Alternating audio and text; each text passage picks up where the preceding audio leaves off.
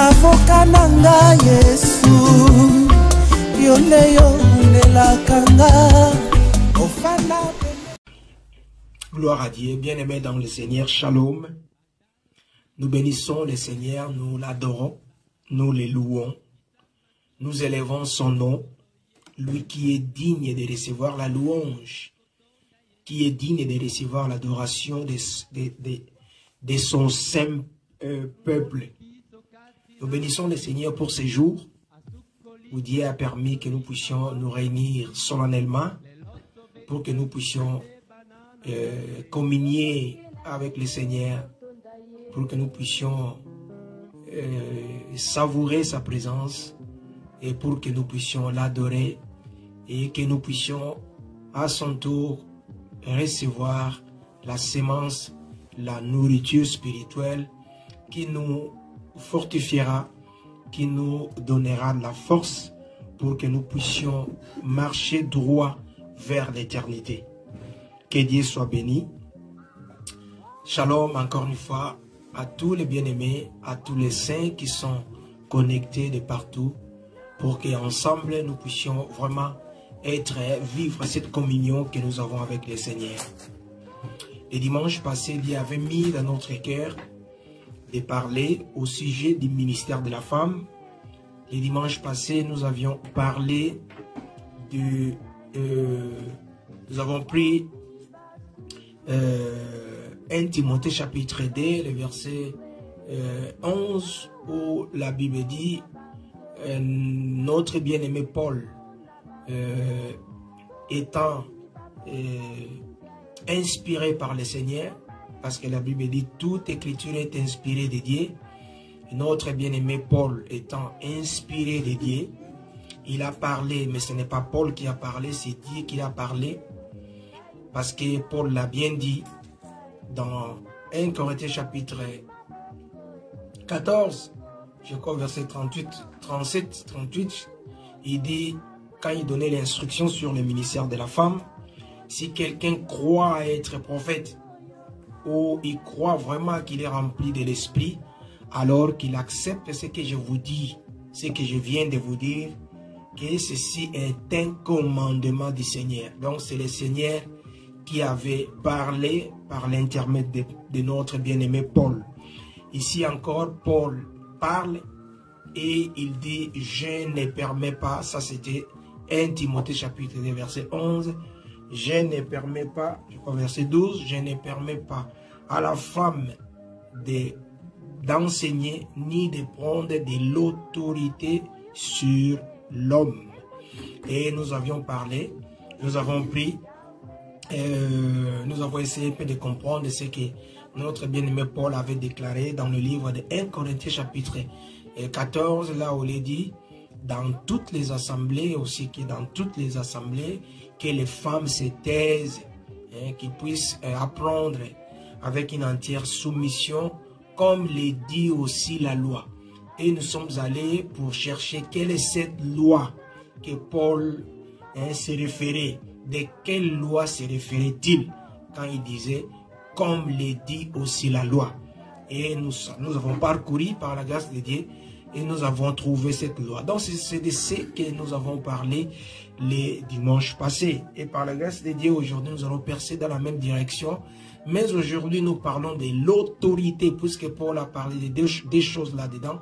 Il a parlé, je ne permets pas, c'est-à-dire Dieu. Dieu dit, je ne permets pas à la femme d'enseigner, ça c'est 1 Timothée 2, 12, d'enseigner ni de prendre de l'autorité.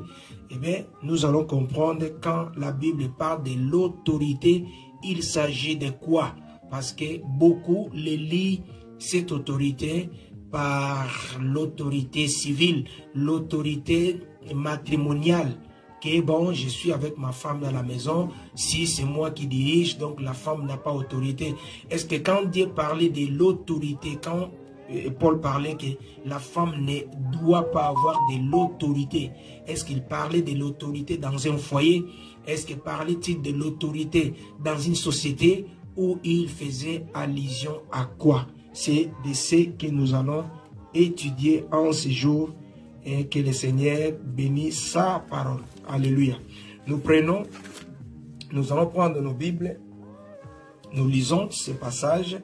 Nous sommes dans le livre de 1 Timothée, bien-aimé dans le Seigneur. 1 Timothée, nous prenons le chapitre 2 et nous lisons le verset 12.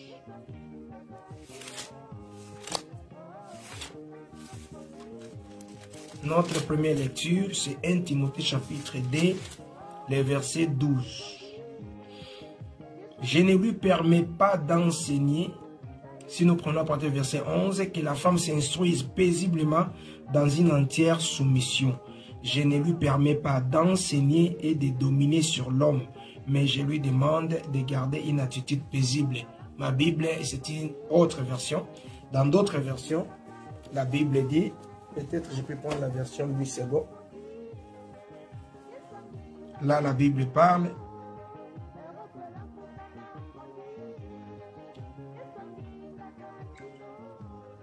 La Bible parle de l'autorité. Peut-être, bon, jusqu'à ce que c'est une Bible Android, pour ne pas nous gaspiller le temps en ouvrant. Donc, la Bible parle de l'autorité. Voilà pourquoi notre thème du jour, nous sommes en train de parler de l'autorité. Que la femme ne puisse pas, ne doit pas exercer de l'autorité. Je ne permets pas à la femme d'exercer de l'autorité sur l'homme. Et je ne lui permets pas d'enseigner ni d'user de l'autorité sur l'homme, sur son mari. L'autorité là, Dieu dont Paul parlait, il s'agit de quoi? Gloire à Dieu. Nous allons prendre encore une autre deuxième écriture. Nous prenons Éphésiens chapitre 5, le verset 25. Éphésiens chapitre 5, le verset 25.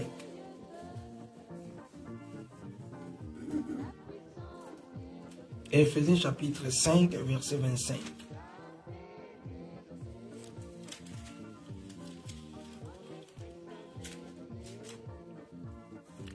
Éphésiens chapitre 5, verset 25. Marie, aimez vos femmes comme Christ a aimé l'Église. Il s'est donné lui-même pour elle. 26. Afin de la conduire à la sainteté après l'avoir purifiée et lavée par l'eau de la parole. 27. Pour faire paraître devant lui cette Église glorieuse, sans tache ni rien de semblable, mais sainte et irréprochable. Parole du Seigneur. Alors, nous prions que le Seigneur puisse vraiment ajouter l'explication, la compréhension à ces passages. Premièrement, ce que nous devons comprendre, comme nous avons dit la fois passée, apôtre Pierre dit, va souligner, va épingler une chose très importante. Que les écrits de Paul, parce que Paul lui-même, quand il parle, il signifie, il dit l'évangile que je prêche. Les choses que je vous dis là, je les ai reçues des personnes. Donc c'est par révélation que j'ai reçu ce que je suis en train de vous transmettre. Donc Paul transmet des révélations. Voilà pourquoi l'apôtre Pierre disait, les écrits de Paul sont difficilement compris. Donc Paul est difficilement compris parce qu'il est en train de voler tellement haut. Paul est difficilement compris. Il faut vraiment être conduit par l'Esprit de Dieu pour comprendre ce que notre bien-aimé Paul est en train de dire. Malheureusement, les gens veulent ramener ces débats à la compréhension humaine. Paul est en train de voler à la compréhension divine, est en train de voler au niveau très haut de la révélation. Parce que la pensée humaine ne peut pas sonder la pensée de Dieu, ne peut pas sonder Dieu. Dieu lui-même dit que mes pensées sont tellement séparées, sont tellement différentes de vos pensées. Donc vous ne pouvez pas, on ne peut pas utiliser la pensée humaine pour essayer un peu de comprendre Dieu. Quand nous prenons ces débats, nous ramenons ces débats à la dimension humaine. Nous prenons ces débats, nous enveloppons, nous couvrons ces débats de nos sentiments humains. Alors ce n'est pas possible que nous arrivons à comprendre la pensée de Dieu qui se cache derrière l'Écriture. Parce que Dieu ne pense pas comme un homme. Il ne parle pas, il ne fait pas des choses comme un homme. Il reste Dieu. et sa pensée est largement séparée, hein, très différente de nous les hommes. Et Paul, quand il parle ici, il y a une chose qu'on doit saisir. Il faut que nous puissions arriver à comprendre une chose. Paul parle de l'autorité. Il dit, je ne permets pas à la femme d'exercer de l'autorité. De l'autorité. Qu'est-ce que Paul voulait réellement dire par l'autorité? Nous allons chercher un autre passage pour combiner à cela et par la grâce de Dieu, nous allons essayer un peu de l'expliquer. Souffrez avec moi.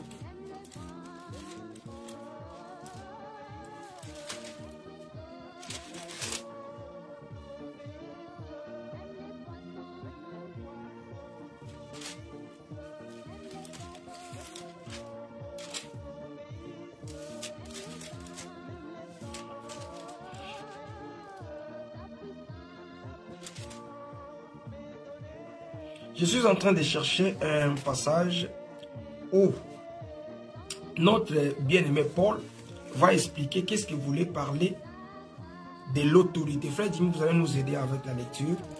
Nous allons prendre le livre de 2 Corinthiens, chapitre 10.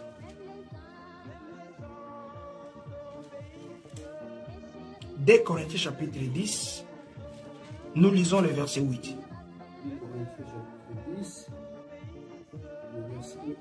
8. 2 Corinthiens chapitre 10, le verset 8, la Bible dit, « Et quand même je me glorifierai un peu trop de l'autorité que le Seigneur nous a donnée pour votre édification et non pour votre destruction. Je ne saurais en avoir honte. » Amen. Amen. Ici, Paul dit, il le dit bien, il dit, « Et même si je me montre un peu trop fier de l'autorité que le Seigneur nous a donnée pour votre édification. » Là, notre bien-aimé Paul commence à descendre pour nous expliquer qu'est-ce qu'il avait, qu'est-ce qu'il voulait vraiment dire, quelle était la pensée du Seigneur quand le Seigneur a dit « Je ne permets pas à la femme d'exercer de l'autorité. » Ici, Paul dit ceci.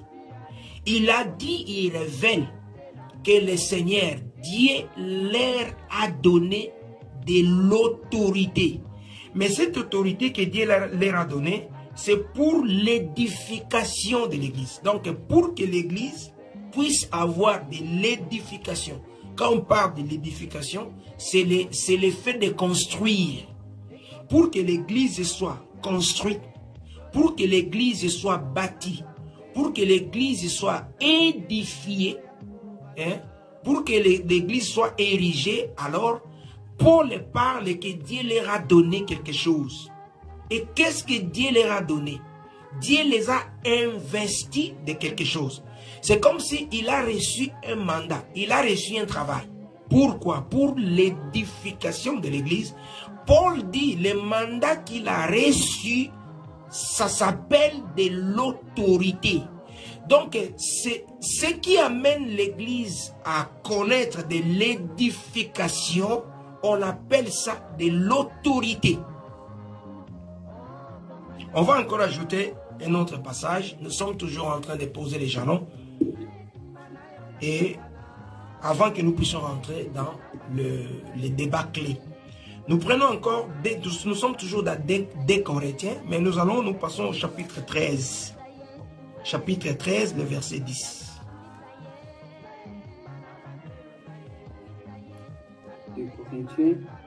Chapitre 13, le verset 10. Le verset 10, la Bible dit, C'est pourquoi j'écris ces choses étant absent, afin que présent, je n'ai pas à user des rigueurs, selon l'autorité que le Seigneur m'a donnée pour l'édification et non pour la destruction. Amen.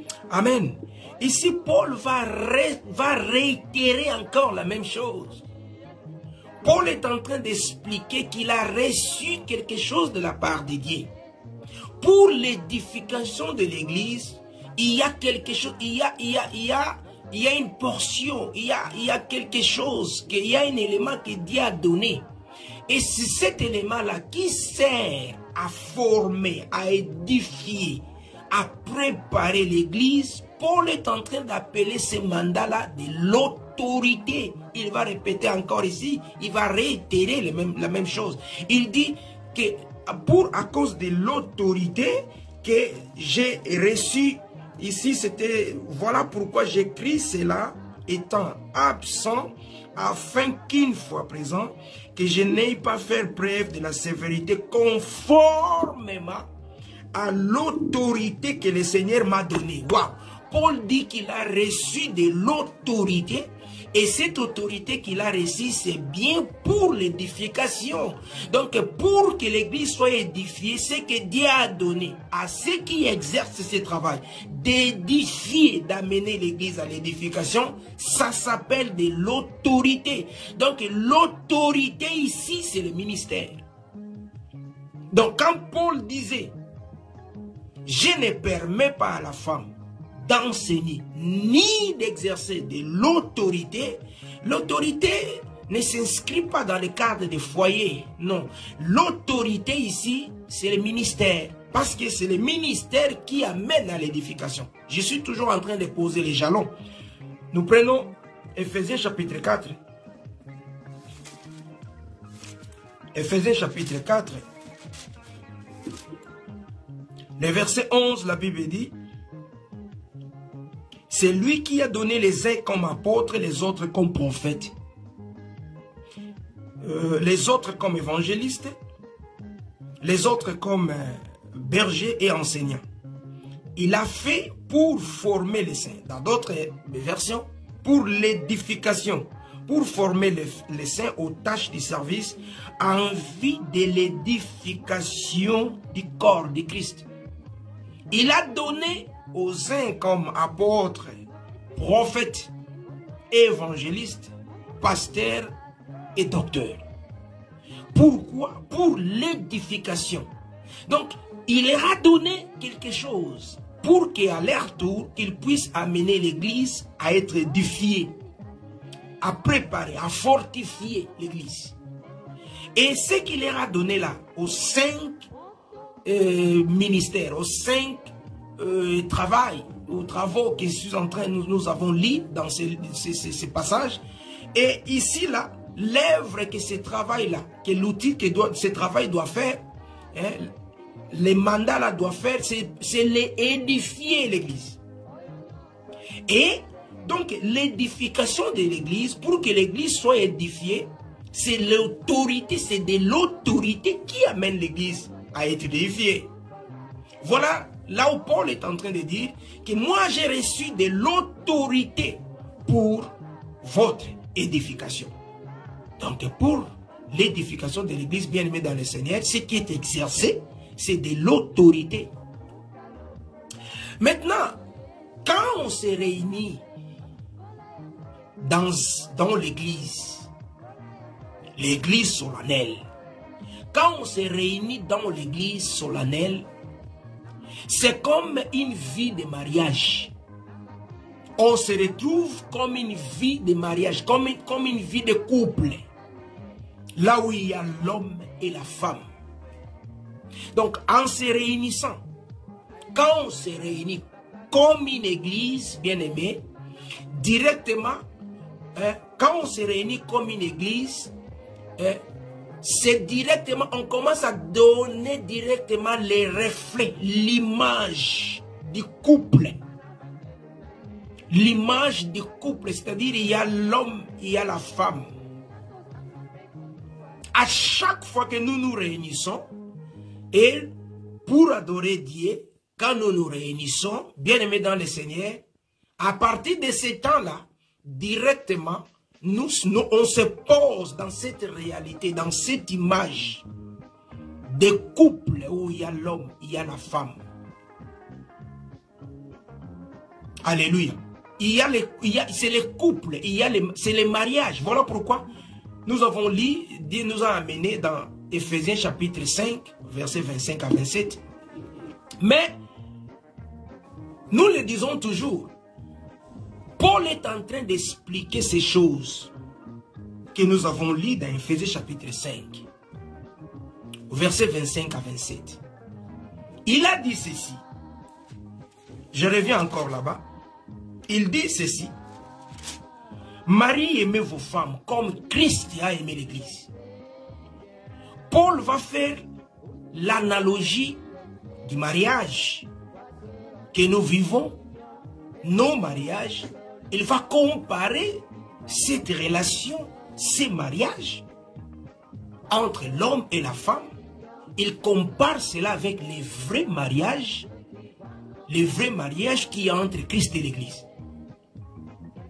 Il dit, Marie, aimez vos femmes comme Christ a aimé l'Église, il s'est donné lui-même pour elle, afin de la conduire à la sainteté, après l'avoir purifiée et lavée par l'eau de la parole. Il est en train de nous expliquer les mariages véritables, comment ça se fait. Les mariages fondés sur quoi? Il dit, l'homme, toi tu dois aimer ta femme comme Christ a aimé l'Église. Donc les mariages, en fait, c'est l'image du vrai mariage, Christ et l'Église. Il dit, Christ s'est donné lui-même. Il s'est donné lui-même, et la Bible dit, il s'est donné pour conduire cette femme à la sainteté. Pour conduire la femme à la sainteté. Et puis il dit, après l'avoir purifiée, il va purifier la femme par l'eau de la parole. Il purifie sa femme avec la parole. Et la Bible dit, pour paraître, pour qu'un jour, que lui-même, Christ, puisse amener cette femme devant lui-même. La femme n'est pas encore devant lui. Là, il est en train de faire une œuvre. Donc, il dit, il est en train de préparer cette femme, mais il le fait lui-même. C'est lui-même qui le fait. Il le fait à travers la parole, pour qu'un jour, il puisse se présenter, amener cette femme-là qui est en train d'être préparée devant lui. Mais au moment où la femme sera devant lui, la femme sera amenée ou se présentera devant lui, elle sera comment la Bible? Devant lui comme une église glorieuse, sans tache. Sans tache, sans ride, ni rien de semblable, mais sainte et irréprochable. Donc là, le Seigneur est en train de faire un travail. Le travail qu'il fait, c'est enlever les taches, les rides. Il fait le travail d'enlever les taches et les rides. J'étais en train de méditer et notre bien-aimé Paul va dire ceci. Il dit ceci. Il dit dans le livre de 1 Corinthiens chapitre 11 au verset 12, il dit, je vous ai fiancé. Il parle de l'église, il dit, je vous ai fiancé à un seul époux. Je vous ai fiancé à un seul époux.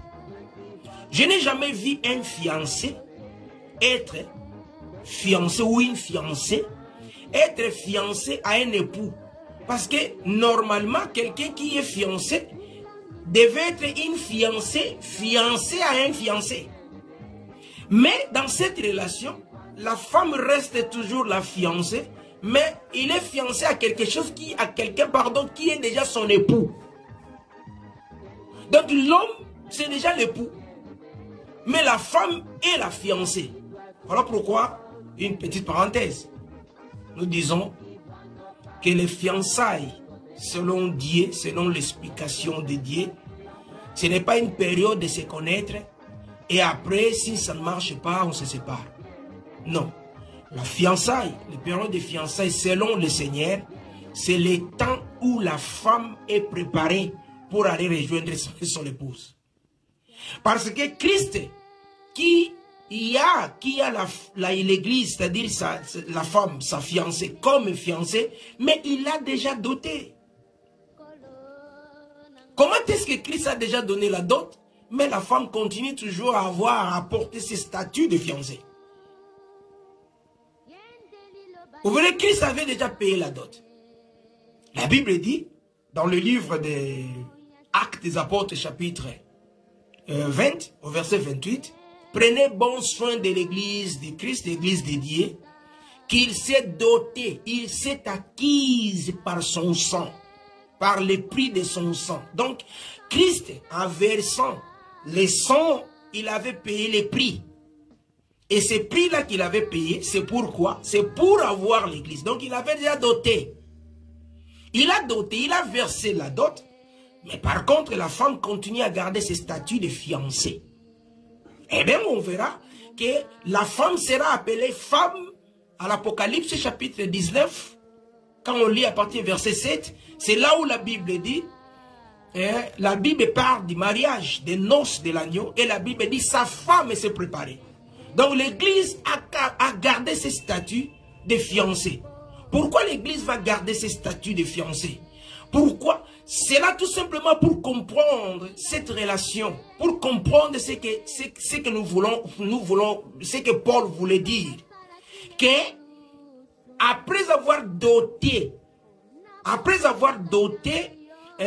Christ va prendre maintenant soin de préparer la fiancée, de préparer cette femme qui est déjà sa femme, mais va prendre les soins de la préparer. C'est ce que Ephésiens chapitre 5, au verset 25 jusqu'au 27 nous explique.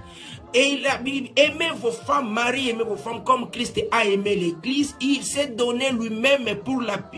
Il s'est donné lui-même. Il s'est donné lui-même... pour elle, afin de la conduire à la sainteté. Donc, Christ s'est donné pour la conduire à la sainteté. Il prend bon soin de conduire celle qui est déjà sa fiancée. Bon, pour Christ, elle est sa fiancée, mais c'est déjà sa femme.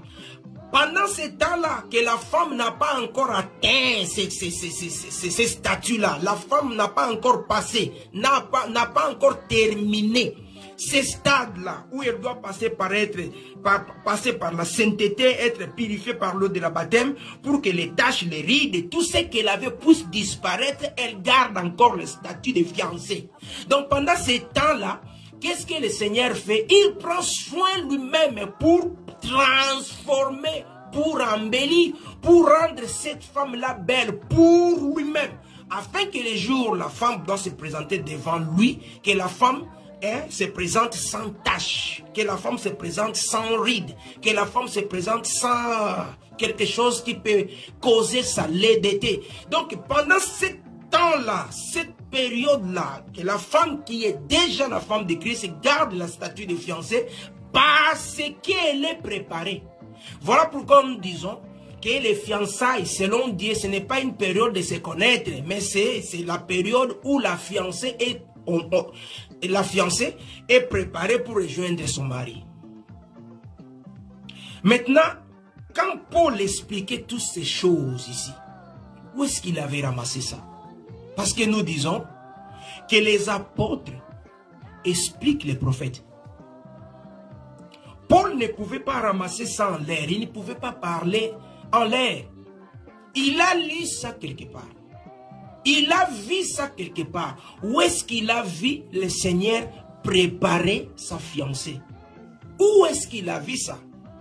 Les prophètes, les apôtres expliquent les prophètes. Jésus dit, ce passage que nous aimons beaucoup, aux pharisiens, vous sondez les Écritures, puisque vous croyez trouver de ces Écritures-là la vie éternelle. Mais ces Écritures parlent de moi, Jésus. Et les Écritures que lisaient les pharisiens, c'est ce que nous appelons l'ancienne alliance. Donc, en quelque sorte, résumé par la loi, les prophètes et les psaumes. Mais la loi, les prophètes et les psaumes ont été donnés par les prophètes. Ont été donnés par les prophètes. L'ensemble de tout ça, c'est les prophètes. Donc ce sont les prophètes. Même si, en détail, c'est la loi, les prophètes et les psaumes, mais ils ont été transmis par les prophètes.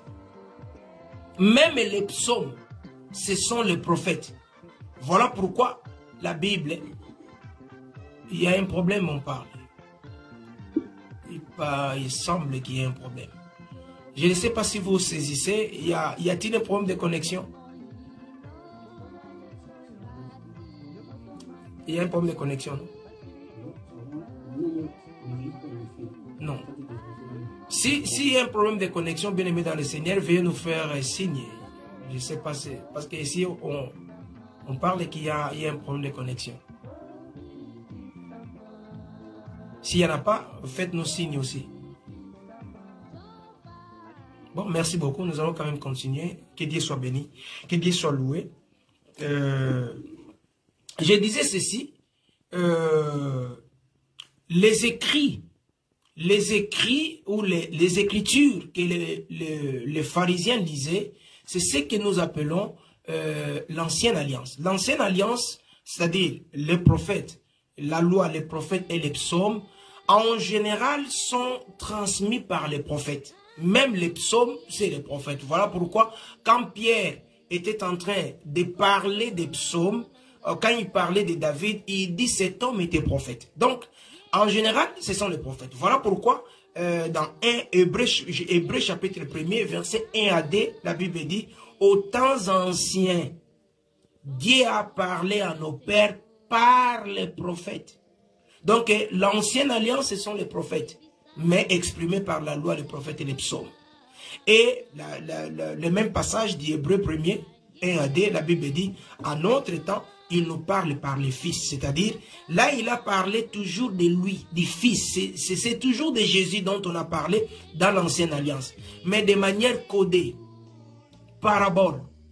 Tout le langage qui a été utilisé dans l'ancienne alliance, c'était comme une parabole. C'est-à-dire, c'était un langage qui n'était pas expliqué. C'était un langage qui était codifié. Mais, à notre temps, c'est-à-dire au temps de la grâce, par l'œuvre du Saint-Esprit, alors, ce langage qui a été scellé a été décellé. Donc, Dieu va donner l'explication maintenant. Donc, c'est le même Jésus. C'est de lui qu'on a parlé dans l'ancienne alliance. C'est de lui-même qu'on parle dans la nouvelle alliance.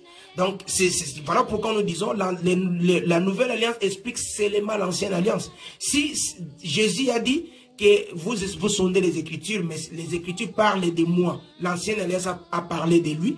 Et si la nouvelle alliance, c'est l'explication de l'ancienne alliance, c'est que la nouvelle alliance aussi parle de Jésus, mais de manière expliquée. Parce que l'ancienne alliance a parlé de Jésus, mais de manière codifiée. Donc, la nouvelle alliance vient tout simplement enlever, dévoiler ce Jésus pour que la vie puisse être communiquée.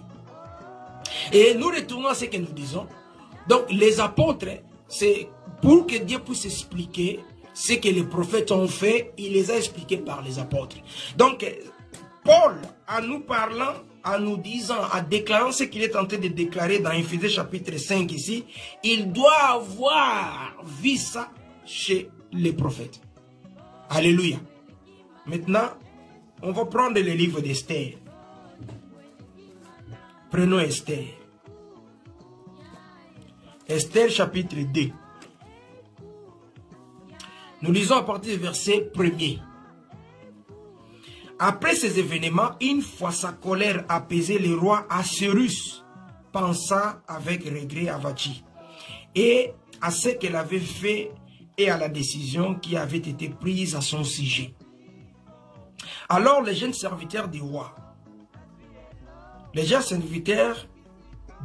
dirent qu'on cherche des jeunes filles qui soient vierges et belles pour le roi, que le roi désigne dans toutes les provinces de son royaume des inspecteurs chargés de rassembler toutes les jeunes filles vierges et belles à Suse, la capitale, dans les harems sous l'autorité des Gaï, l'eunuque du roi responsable des femmes. Il leur fournira les produits cosmétiques nécessaires et la jeune fille qui plaira au roi deviendra reine à la place de Vachi. Le roi trouva les conseils bons et s'y conforma. 5. Il y avait à Suse, la capitale, un juif du nom de Mardoché. C'était un fils de Jaïr, un descendant de Chiméi et de Kis, un benjamite, qui avait quitté Jérusalem accompagné du groupe d'exilés parti avec Jéconia, le roi de Juda, sur ordre de Nabucodonosor, le roi de Babylone. Il s'est chargé de l'éducation d'Adassa, alias Esther, la fille de son oncle, car elle n'avait ni père ni mère. Cette jeune fille était belle à tout point de vue. À la mort de ses parents, Mardochée l'avait adopté.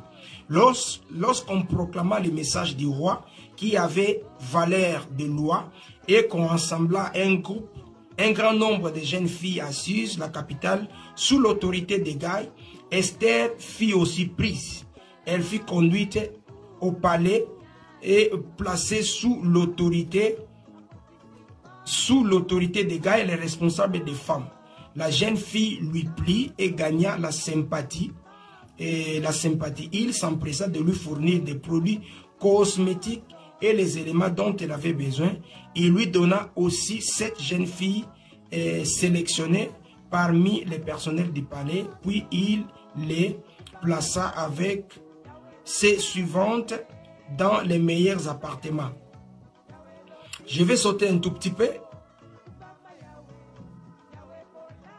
Verset 12. Chaque jeune fille devait se rendre vers le roi Assyrus lorsque c'était son tour, soit après 12 mois passés, et prendre soin de son corps conformément à la règle en vigueur pour les femmes. 6 mois avec de l'huile de myrrhe et 6 mois avec des aromates et des produits cosmétiques spécifiquement féminins. Alléluia. Qu'est-ce que ici nous voyons? Notre bien-aimé Paul va expliquer réellement. Donc nous croyons que Paul, ce que Paul est en train d'expliquer dans Ephésiens chapitre 5, au verset 25 jusqu'au verset 27, il a vu ça dans les livres d'Esther. La Bible dit il y avait un roi. Ce roi avait sa femme Vati, Assyrus. Un moment, le roi va organiser un festin et le roi va demander que la reine se présente. La reine aussi était en train d'organiser ce festin. La reine va refuser. Et après, le roi était fâché. C'était comme un déshonneur et la reine était démise de ses fonctions. C'est-à-dire, la reine était répudiée. On peut dire ça de cette manière. Et on va publier un décret pour rassembler des jeunes filles vierges, belles, qui étaient dans la capitale Suse, afin que le roi puisse choisir parmi ces belles filles, parmi les filles là, l'une d'elles pour devenir reine, c'est-à-dire la femme du roi à la place de Vati. Et la Bible dit, parmi les filles qui ont été sélectionnées, on va sélectionner une certaine Adassa, Esther, qui était juive, mais qui était une déportée. Esther va être sélectionnée et elle est amenée dans le palais royal. Et Esther va être sous l'autorité d'Hégai. Qui était Hégai?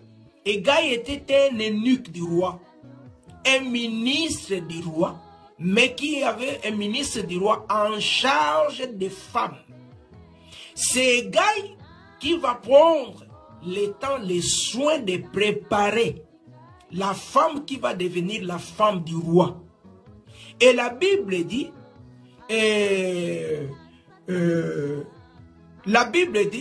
Hégai va fournir des produits de beauté, des produits cosmétiques, des produits de femmes, pour embellir la femme, pour rendre belle à la femme, en quelque sorte pour enlever les taches, les rides, pour que la femme puisse utiliser ces produits.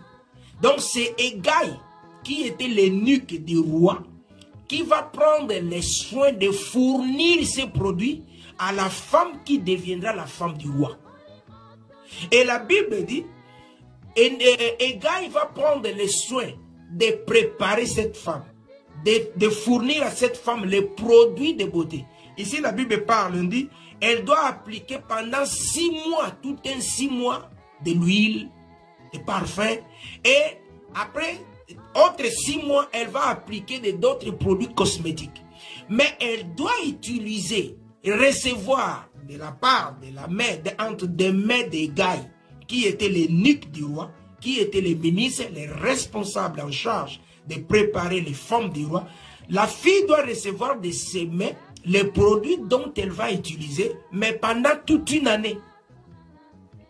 pendant toute une année. Donc là, nous voyons que durant toute l'année, c'est Hegai qui fait le travail de préparer la femme du roi. Donc Esther n'a pas été sélectionnée aujourd'hui pour se présenter devant le roi les jours du lendemain. Non. Donc Esther devait rester une année entière. Mais remarquez, quand Esther était sélectionnée, elle n'était plus chez elle. Elle n'était plus chez elle. La Bible dit, on l'a prise et on l'a amenée où? Dans le palais royal. Donc, elle était déjà comme la fiancée du roi. Parce qu'elle était déjà elle était dans le palais royal. Elle était sous l'autorité des ministres du roi. Elle était préparée par les ministres du roi. Donc, pendant que le ministre du roi est en train de préparer la femme du roi, puisque les ministres, c'est-à-dire les ministres du roi, agit au nom du roi. Ce qu'il est en train de faire, il le fait au nom du roi. Donc, en quelque sorte, on dirait que c'est le roi lui-même qui prépare son épouse future à travers ses ministres. Et qu'est-ce qu'il fait? Parce que Hegai ne fait pas ça de lui-même. Il fait ce travail pour le compte du roi. Il agit pour le compte du roi. Il a le mandat du roi pour préparer la femme du roi. Il agit au compte du roi. Donc c'est pour dire que tous les produits qu'Hegai, l'eunuque du roi, fournit aux femmes, à la femme qui va devenir la femme du roi, c'est en quelque sorte le produit qui vient du roi. Parce que l'eunuque du roi, tout ce qu'elle utilise, elle est fournie, elle est alimentée, elle reçoit de cela du roi. Parce qu'il fait ce travail pour le compte du roi.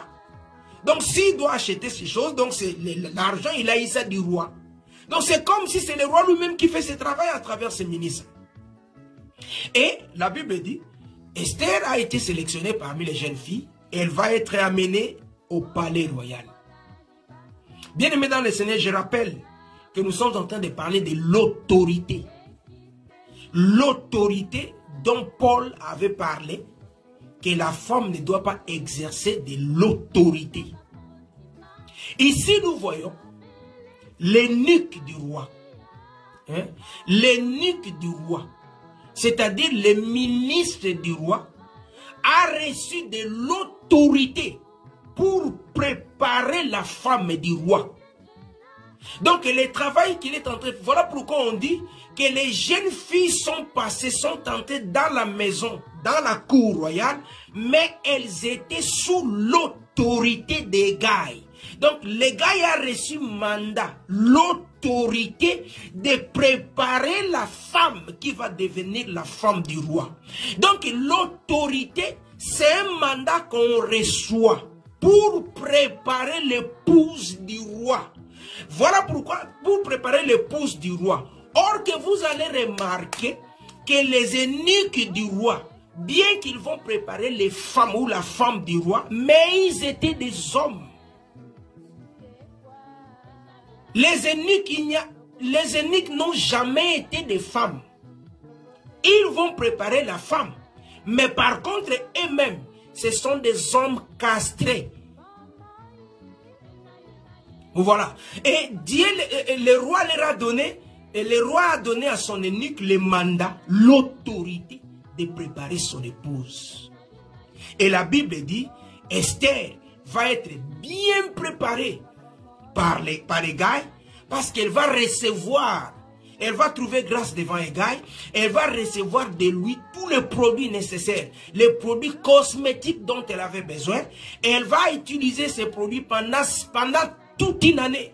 Oui, là nous croyons, nous voyons aussi l'année de grâce, parce que Jésus a dit, l'Esprit du Seigneur est sur moi, il m'a oint pour parler, donner la parole, annoncer la bonne nouvelle, libérer les captifs, les opprimés, mais pour proclamer une année de grâce. L'histoire de l'Esther nous amène à voir à ce tableau de la grâce. Nous voyons un roi qui est comme le Seigneur et sa femme qui est comme Israël et qui va fouler la grâce aux pieds, elle va être mise de côté. Et on va chercher une femme étrangère. C'est cette femme-là qui va prendre la femme du roi. Et la femme étrangère, la femme qui était déportée, la femme qui était l'esclave, c'est qui qu'on va prendre? C'est Esther. Donc Esther ici porte l'image de l'église. Et quand Esther est sélectionnée simplement comme fiancée du roi, qui est préparée pour devenir la femme du roi, on va la prendre de chez elle. Elle n'était plus chez elle. Elle va rentrer dans la cour royale. Par le fait qu'elle est entrée dans la cour royale, elle était devenue déjà comme la fiancée du roi. Mais qui est en charge de préparer la fiancée? C'est l'eunuque. Elle était sous l'autorité de l'eunuque. Donc l'eunuque a reçu l'autorité de préparer la femme du roi. Et quand il va préparer la femme du roi, l'eunuque le fera pendant une année de grâce. Esther est préparée. Quand une année était complétée, bon, le temps est fini, Esther va se présenter devant le roi et elle était devenue la femme du roi. Donc, une année d'Esther représente l'année de grâce où l'église est préparée par l'eunuque, où l'église est préparée par quelqu'un qui avait reçu de l'autorité du roi. Quelqu'un qui avait reçu le ministère du roi pour préparer la femme. Voilà en quelque sorte ce que nous avons lu. Parce que quand Hegai prépare Esther, c'est en fait le roi lui-même qui prépare sa femme à travers son ministre. Voilà pourquoi la Bible dit, Marie aimez vos femmes, Ephésiens chapitre 5 verset 25. Marie aimez vos femmes comme Christ a aimé l'église. Il s'est donné lui-même. Et pour amener l'église à la sanctification, c'est lui-même qui le fait. Mais il le fait comment? Là, nous revenons dans Ephésiens chapitre 4, verset 11 à 13. Il a donné aux uns comme apôtres, prophètes, évangélistes, pasteurs et docteurs pour amener cette église à l'édification. Donc, prophète, pasteur, apôtre, prophète, évangéliste, pasteur et docteur, ça représente l'eunuque. Parce qu'il a donné cette charge-là à l'eunuque. C'est l'apôtre, le prophète, l'évangéliste et le pasteur qui fera ce travail-là. Pour amener la femme du roi, qui est l'église. Pour amener la femme du roi, qui est l'église, à la perfection. Pour perfectionner la femme, avant de se présenter devant le roi, avant de se présenter devant l'homme, c'est-à-dire Christ, il faut que les eunuques qui ont reçu de l'autorité puissent faire ce travail. Donc l'autorité, bien aimée dans le Seigneur, c'est le ministère. C'est le ministère qui prépare la femme. Et voilà pourquoi nous avons vu Esther devait être préparée par l'eunuque, par un homme. Pourquoi pas une femme? Par un homme. Et là nous revenons dans Matthieu chapitre 10 verset 1. Matthieu chapitre 10, verset 1. Je ne sais pas si vous avez une version les semaines. Fouillez-moi cette version les semaines. Ou bien lisez 8 secondes, mais lisez. Moi j'aime lire plusieurs versions pour immense compréhension.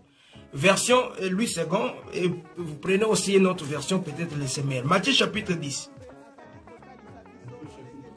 À partir du verset 1.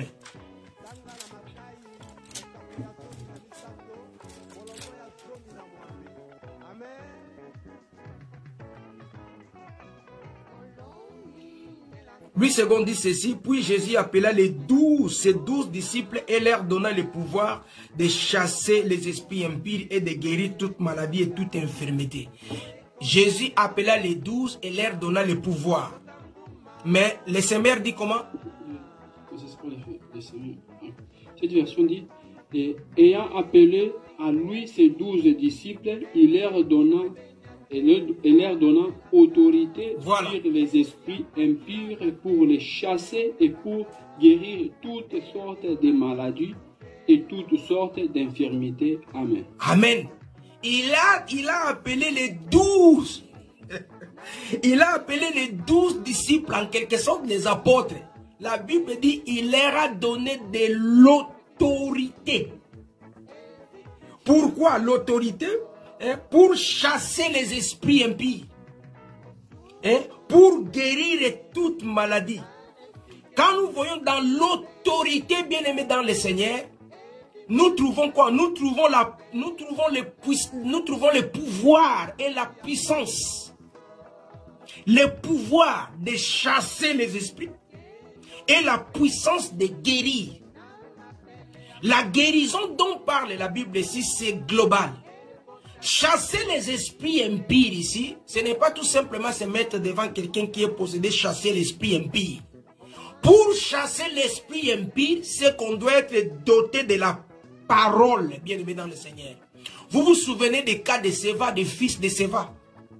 La Bible dit, Paul va voir quelqu'un qui était possédé par les esprits, il va chasser les esprits impies. L'esprit impie sort de Paul. Les fils de Séva aussi, ils ont vu Paul faire cela. Ils vont essayer de copier. Ils vont prendre quelqu'un qui était possédé par l'esprit impie. Ils disent, au nom de Jésus, dont Paul parle. Les Jésus là que Paul est en train de se référer. Alors toi, nous t'ordonnons à toi, esprit impie qui est dans cet homme, sors. La Bible dit, l'esprit impur va parler, il va répondre. Il dit à ces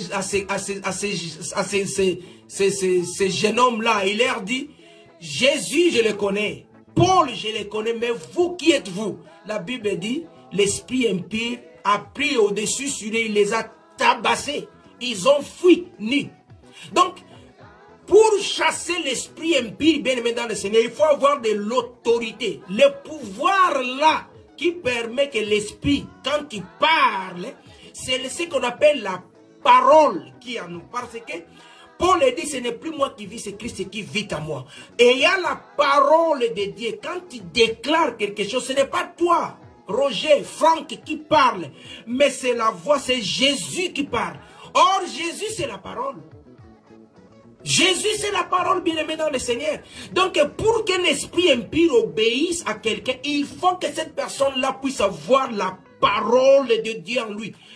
Et puisse avoir la parole, vivre la parole, s'identifier à la parole. Voilà pourquoi quand je vois des spectacles, des pasteurs, des hommes de Dieu qui ne vivent même pas en conformité avec la parole, mais qui font des spectacles avec des démons. Ils commencent à parler, à discuter avec des démons. Qui es-tu? Qu'est-ce que tu fais là? Comment tu es entré? C'est comme s'ils sont en train de... C'est un dialogue. Et on filme. Mais l'esprit impur qui écoute seulement la parole qui sort, cet esprit va sortir. En fait, quand la Bible dit la Bible dit, il a appelé les disciples, il les a donné l'autorité de chasser les esprits impurs et de guérir. C'est-à-dire, il leur a donné, dans l'autorité, nous avons dit, il y a le pouvoir et la puissance. Le pouvoir, c'est pour libérer. La puissance, c'est pour guérir. Le pouvoir pour libérer comment? Tout homme qui n'a pas Dieu dans sa vie, c'est une demeure des esprits méchants. Tout homme qui n'a pas Dieu, qui n'a pas Jésus dans sa vie, mais c'est une propriété du diable. Voilà pourquoi Jésus avait dit, personne ne peut rentrer dans la maison d'un homme fort, piller cette maison-là, s'il n'a pas encore ligoté l'homme fort. Donc l'homme fort, c'est quoi? Le diable, il s'identifie par la chair. Toute personne qui vit par la chair, qui est encore guidé, conduit par sa propre chair, il est sous l'emprise du diable. Voilà pourquoi la Bible dit, dans le livre de Romains chapitre 6 au verset 22, on va fouiller ça. La Bible parle, la Bible dit que, et maintenant que nous sommes libérés, donc au moment où nous n'étions pas encore, nous n'avions pas encore Jésus, nous n'étions pas libres. La Bible parle, nous sommes dans le livre de Romains, je crois, chapitre 6, verset 22, la Bible dit, mais maintenant que vous avez été libérés du péché et que vous êtes devenus esclaves de Dieu, vous avez pour fruit la progression dans la sainteté et pour fin la vie éternelle. Donc c'est pour dire que quand on n'avait pas encore Jésus, on était esclaves. Esclaves de qui? Esclaves du diable par notre propre chair. Parce que le diable s'identifie par la chair. Nous étions esclaves du diable, esclaves du monde.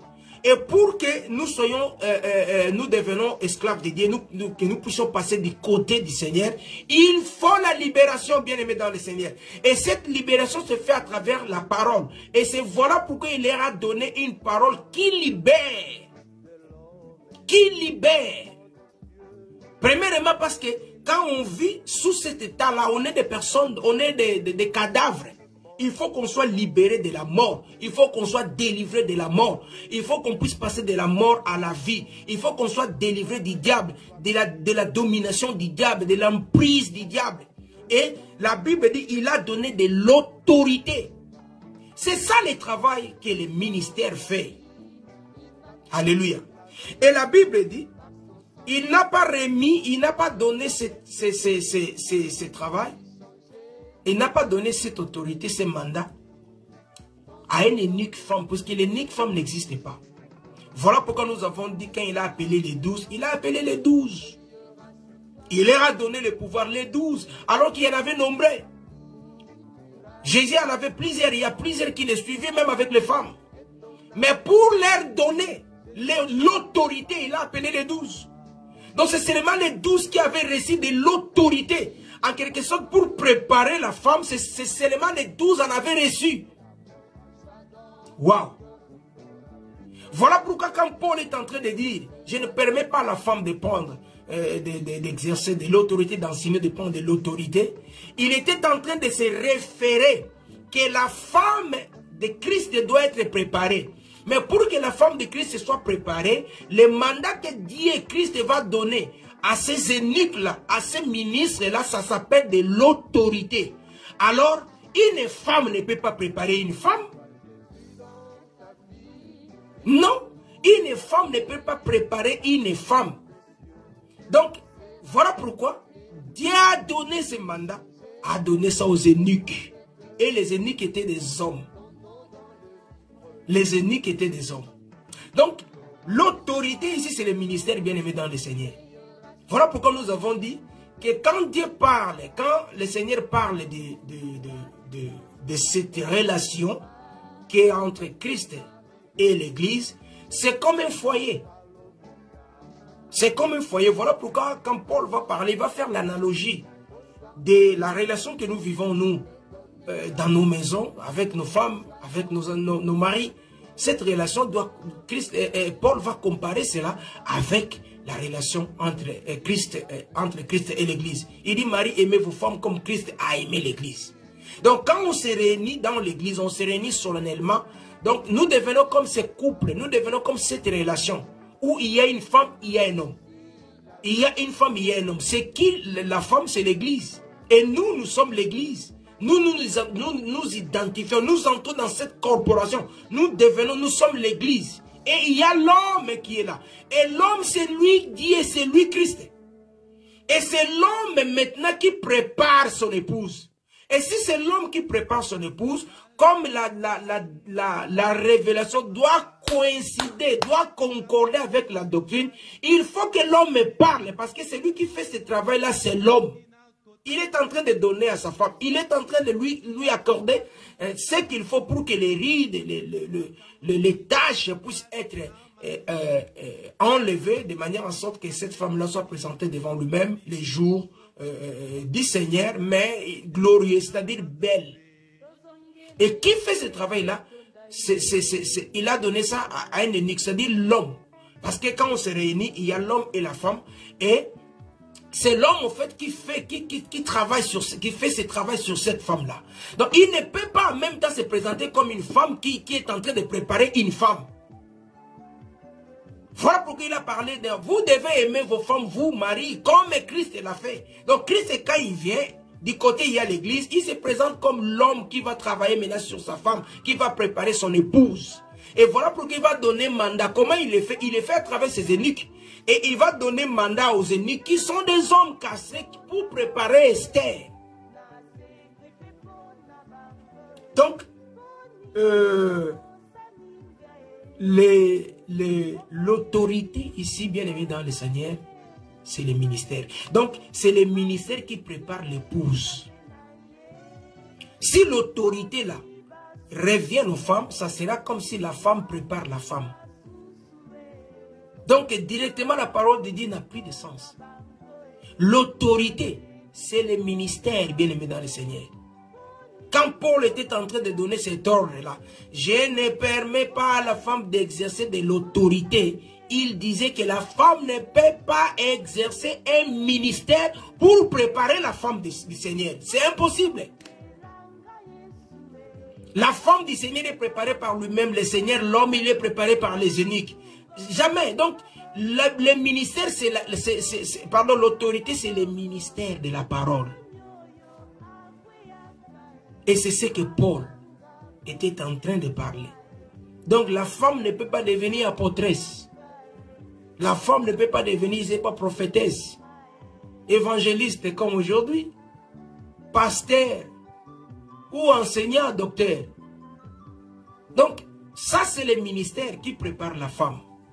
Et qui prépare quelle femme? La femme de Dieu, c'est-à-dire l'église. Je ne permets pas à la femme d'enseigner de prendre de l'autorité. J'étais en train d'échanger avec quelqu'un qui parlait, qui prenait cela dans le sens social, dans le sens du couple.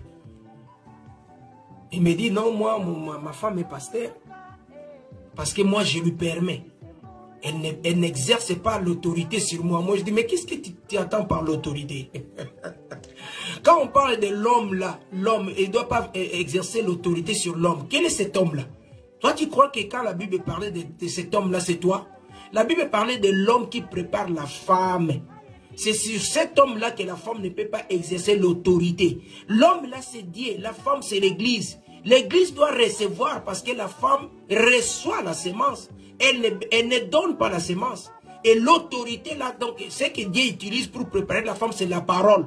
Donc, Dieu donne la parole à la femme. Et la femme, comment elle va donner? Elle va recevoir. Et quand elle reçoit cette parole-là, c'est à partir de ce moment-là, elle doit devenir belle, elle doit devenir, et il y aura, la parole va enlever les rides et tout consort. Mais elle doit en bénéficier. Et l'homme qui fait ce travail-là, il est fait à travers ses eunuques. C'est ça le ministère. Le ministère sert à préparer cette femme-là. Mais quand toi tu dis, non, moi ma femme ne prend pas autorité sur moi, de quelle autorité? Tu parles de votre maison. La Bible, quand la Bible parle, ne parle pas, ne fait pas allusion à ta maison, à toi. La Bible parle d'elle-même, la Bible parle de Dieu, la Bible parle de Christ, la Bible parle de l'Église. L'autorité, selon Paul ici, j'ai reçu de l'autorité pour votre édification. Donc pour que l'Église qui est la femme arrive à l'édification, le travail, le mandat là que Paul a reçu, c'est ça l'autorité. C'est-à-dire le ministère pour transformer la femme.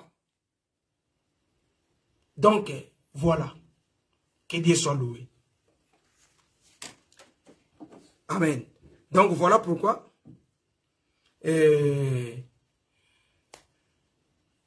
la femme ne peut pas porter ce chapeau-là, apôtre, pasteur, prophétesse,